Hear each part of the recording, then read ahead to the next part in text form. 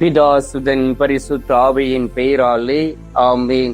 ஆண்டவர் உங்களோடு இருப்பாராக, உம் ஆன்மாவோடும் இருப்பாராக. திருப்பாடல்கள் புத்தகத்தில் இருந்து வாசகம். அதிகாரம் 20, இறை வார்த்தைகள் 5 மற்றும் 6. உமது வெற்றியை குறித்து மகிழ்ச்சியில் ஆர்ப்பரிப்போமாக. நம் கடவுளின் பெயரால் வெற்றி கொடி நாட்டுவோமாக. உன் விண்ணப்பங்களை எல்லாம் ஆண்டவர் நிறைவேற்றுவாராக. ஆண்டவர் தாம் திருப்பொழிவு செய்தவருக்கு வெற்றி தருகின்றார். தமது தூயக விண்ணகத்தில் இருந்து அவர்களுக்கு பதில் அளிக்கின்றார்.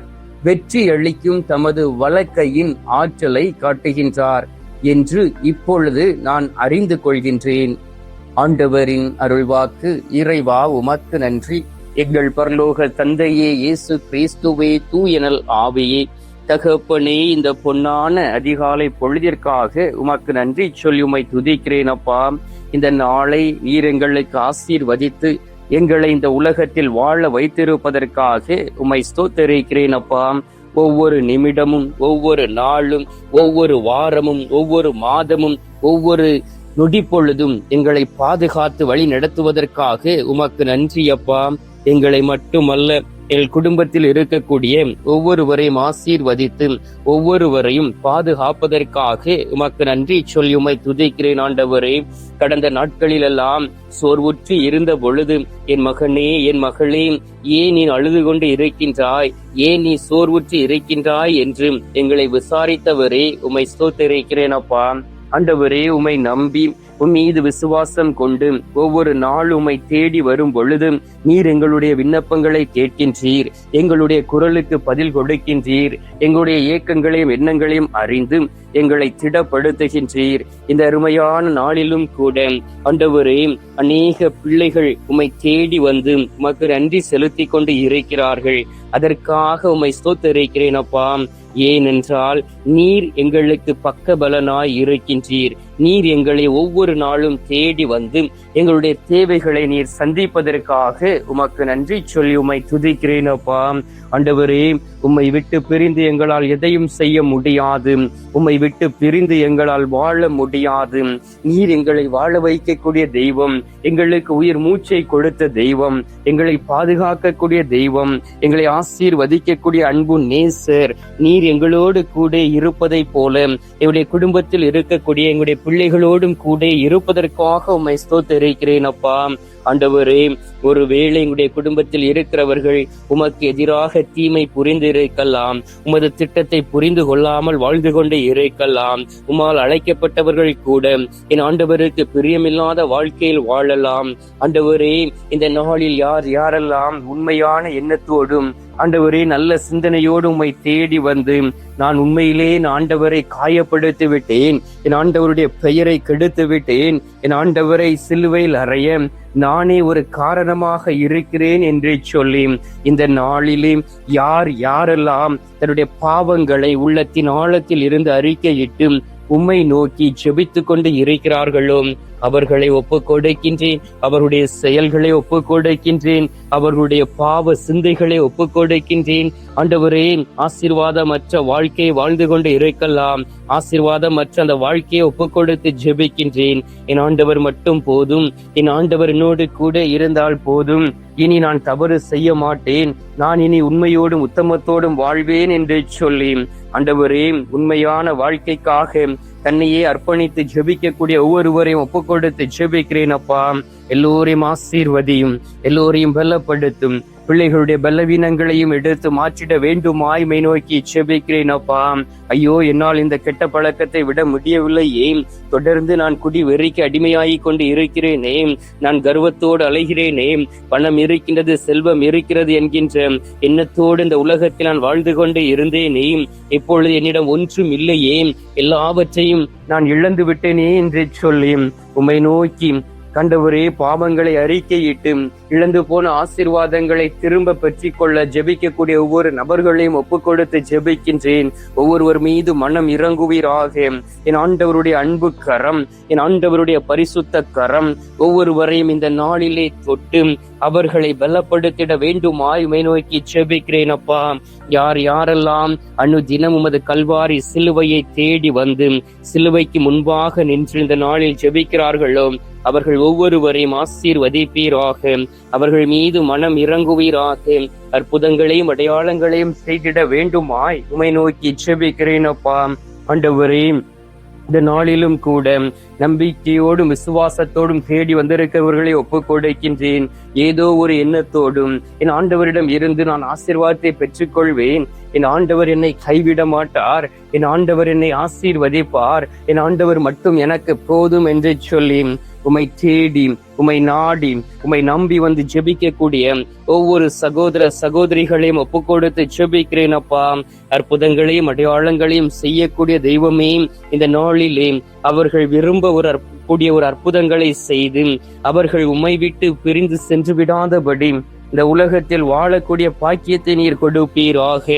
இந்த நாளிலும் கூட தகப்பனே, சில பேர்கள் தடுமாறி விழுந்திருக்கலாம், சில பேர்கள் உறுதியற்ற சூழ்நிலையில் இருக்கலாம், சில பேர் வல்லமையை இழந்து தவித்துக் கொண்டு இருக்கலாம், என்னை ஆதரிக்க யாரும் இல்லையே என்கின்ற எண்ணத்தோடு இருக்கலாம். ஆண்டவரே, அவர்கள் ஒவ்வொருவரையும் கரத்தில் ஒப்பு கொடுத்து ஜெபிக்கிறேன் அப்பா. என் ஆண்டவருடைய கரம் அவர்களை தாங்கிக் கொள்வதாக. என் ஆண்டவருடைய கரம் அவர்களை திடப்படுத்திட வேண்டுமாய் உம்மை நோக்கி ஜெபிக்கிறேன் அப்பா. இந்த நாளிலும் கூட ஏழை எளிய மக்களை ஒப்பு கொடுத்து ஜெபிக்கின்றேன். ஐயோ, என்னுடைய குடும்பம் வறுமையில் இருக்கின்றது, என்னுடைய வேலைகள் எதுவுமே எனக்கு நிரந்தரமாக இல்லையே, நான் உழைத்து நிலத்தில் இருந்து எந்த ஒரு ஆசீர்வாதத்தையும் பெற்றுக்கொள்ள முடியாமல் தவித்துக் கொண்டு இருக்கின்றேனே, எனக்கு உதவி செய்ய யாரும் இல்லையே, என்னுடைய பிள்ளைகளை படிக்க வைக்க முடியவில்லையே, நான் என்ன செய்வேன்? வரக்கூடிய பணம் எல்லாமே தேவையில்லாத காரியங்களுக்காக செலவழிந்து விடுகிறதே என்று சொல்லி வருத்தத்தோடும் குழப்பத்தோடும் ஆண்டவரே, இந்த நாளில் வாழ்ந்து கொண்டு இருக்கக்கூடிய ஒவ்வொரு பிள்ளைகளை ஒப்புக் கொடுக்கிறேன் அப்பா. தாய் தகப்பனை ஒப்புக் கொடுக்கின்றேன், இளைஞர்களையும் இளம் பெண்களையும் ஒப்புக் கொடுக்கின்றேன், ஆதரவற்ற பிள்ளைகளை ஒப்புக் கொடுக்கின்றேன், மனம் உடைந்து போய் சோர்ந்து போய் இருக்கிறவர்களை ஒப்புக் கொடுக்கின்றேன், வருத்தத்தோடும் கஷ்டங்களோடும் இருக்கிறவர்களை ஒப்புக் கொடுக்கின்றேன். வாழ்வது போதும், இனி இந்த உலகத்தில் நான் வாழ்ந்து என்ன செய்ய போகிறேன் என்று தற்கொலை எண்ணத்தோடு இருக்கிறவர்களை ஒப்புக் கொடுக்கின்றேன். ஒவ்வொருவரையும் ஆசீர்வதிக்க கடந்து வருவீராக, ஒவ்வொருவரையும் பலப்படுத்திடுவீராக. ஆண்டவரே, நாங்கள் வாசிக்கின்றோம் நீதிமொழிகள் 18வது அதிகாரம் 14வது வார்த்தையிலே, மன வலிமை நோயை தாங்கிக் கொள்ளும், மனம் புண்பட்டால் அதை குணப்படுத்த யாராலும் இயலாது என்று சொல்லி இந்த நாளிலே மன வேதனையோடும் மன நோயோடும் மன வலிமை குன்றி போய் புண்பட்ட நெஞ்சத்தோடுமை தேடி வந்து ஜெபிக்கக்கூடிய பிள்ளைகள் ஒவ்வொருவரையும் தொடுவீராக. அவர்களுக்கு ஆறுதலாய் கடந்து வருவீராக.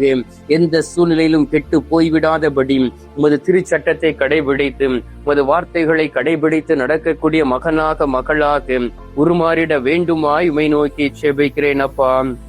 ஆண்டவரே, பிள்ளைகள் ஒவ்வொருவரையும் ஆசீர்வதியும், ஒவ்வொருவரையும் பலப்படுத்தும். நோய்வாய்ப்பட்டு இருக்கிறவர்களை ஒப்புக் கொடுக்கின்றேன். குற்ற உணர்வுகளோடு நோய்வாய்ப்பட்டு இருக்கக்கூடிய பிள்ளைகளை ஒப்புக் கொடுக்கின்றேன். மன நோயினால் பாதிக்கப்பட்டு இருக்கக்கூடிய பிள்ளைகளை ஒப்புக் கொடுக்கின்றேன். என் ஆண்டவர் என்னை தொட மாட்டாரா, என் ஆண்டவர் என்னை ஆசீர்வதிக்க மாட்டாரா என்கின்ற எண்ணத்தோடு இருக்கக்கூடிய பிள்ளைகளை ஒப்புக் கொடுக்கின்றேன். ஆண்டவரே, அனைவரையும் தொட்டு குணமாக்குவீராக. அவருடைய உடலிலே ஒரு அற்புதங்கள் நடக்கட்டும். மருத்துவரால் கைவிடப்பட்டவருடைய வாழ்க்கையிலே ஒரு அதிசயங்கள் நடக்க வேண்டுமாய்மை நோக்கி ஜெபிக்கிறேன் அப்பா. இந்த நாளிலே நீர் பிள்ளைகளுடைய ஜெபத்தை கேட்டிருப்பதற்காக உமக்கு நன்றி. ஜெபத்தை கேட்டு பதில் தந்திருப்பதற்காக உமக்கு ஸ்தோத்திரம், ஸ்தோத்திரம், ஸ்தோத்திரம். மீட்பரும் இரட்சகருமான இயேசுவின் திருக்கரத்தில் ஒப்புக் கொடுக்க ஆண்டவரே, உம்மை தேடி வந்திருக்கிறார்கள். எனவே அவர்களுடைய குரல் எல்லாவற்றையும் நீர் கேட்டு அவருடைய உள்ள ஏக்கங்களை அறிந்து புரிந்து கொண்டு வழிநடத்திட வேண்டுமாய்மை நோக்கி ஜெபிக்கிறேன் அப்பா. இந்த நேரத்திலும் கூட நேற்றும் இன்று மரித்த ஆத்துமாக்களை நினைவு கூறுகின்றோம், மறக்கப்பட்ட ஆத்துமாக்களை நினைவு கூறுகின்றோம், இடைய குடும்பத்தில் மரித்த ஆத்துமாக்களை நினைவு கூர்ந்து ஜெபிக்கின்றோம். இவர்களுக்கு உமது திரு சமூகத்திலே நித்திய இளைப்பாறுதலை தந்துவிட வேண்டுமாய்மை நோக்கி ஜெபிக்கிறேன் அப்பா. ஆண்டவரே, இந்த காலை பொழுதிலே நீர் எங்களுடைய ஜெபத்தை கேட்டிருப்பதற்காக உமக்கு நன்றி. இந்த நாளிலே நீர் எங்களை ஆசீர்வதித்து பலப்படுத்த வேண்டுமாய் மை நோக்கி செபிக்கிறேன் அப்பா. நீர் ஒவ்வொருவரையும் ஆசீர்வதியும் பலப்படுத்தும். மீட்பெரும் இரட்சகருமான இயேசுவின் திருக்கரத்தில் ஒப்பு கொடுத்து எங்கள் தாய் கன்னி மரியாள் வழியாக ஜெபிக்கின்றோம் அன்பு தந்தையே, ஆமீன். பரலோகத்தில் இருக்கிற எங்கள் பிதாவே, உம்முடைய நாமம் அர்ச்சிக்கப்படுவதாக, உம்முடைய சித்தம் பரலோகத்தில் செய்யப்படுவது போல பூலோகத்திலும் செய்யப்படுவதாக. எங்கள் அனுதின உணவை எங்களுக்கு இன்று அளித்தருளும். எங்களுக்கு தீமை செய்கிறவர்களை நாங்கள் பொறுப்பது போல எங்கள் பாவங்களை பொறுத்தருளும். எங்களை சோதனை விளைவிடாதையும் தீமையில் இருந்து எங்களை ரட்சித்தருளும். ஆமீன். அம்மா தாயே, ஆரோக்கிய மாதாவே, வேளாங்கண்ணி அன்னையே, அமலோற்ப தாயே, பூண்டி மாதாவே, அனுதினமும் எங்களுக்காக பரிந்து பேசும் கன்னி தாயே, அன்பு தாயே, எங்களோடு கூட இருக்கக்கூடிய இம்மானுவேலின் தாயே, இந்த நேரத்திலே எங்களுடைய ஜெபத்தை கேளுங்கள் அம்மா. அருள் நிறைந்த மரியே வாழ்க, கர்த்தர் உடனே பெண்களுக்குள் ஆசீர்வதிக்கப்பட்டவள் நீரே, உம்முடைய திரு வயிற்றின் கனியாகிய இயேசும் ஆசீர்வதிக்கப்பட்டவரே. அச்சிஷ்ட மரியே, சர்வேசுடைய மாதாவே, பாவிகளா இருக்கிற எங்களுக்காக இப்பொழுதும் எங்கள் மரண நேரத்திலும் வேண்டிக் கொள்ளும். ஆமீன். பிதாவுக்கும் சுதனுக்கும் பரிசுத்த ஆவிக்கும் மகிமை உண்டாவதாக. அதில் இருந்தது போல இப்பொழுதும் எப்பொழுதும் என்றென்றும் இருப்பதாக. ஆமீன். ஆண்டவர் உங்களோடு இருப்பாராக, உம் ஆன்மாவோடும் இருப்பாராக. எல்லாம் அல்ல இறைவன் பிதா சுதன் பரிசுத்த ஆவி உங்களை நிறைவாய் ஆசீர்வதிப்பாராக. ஆமீன்.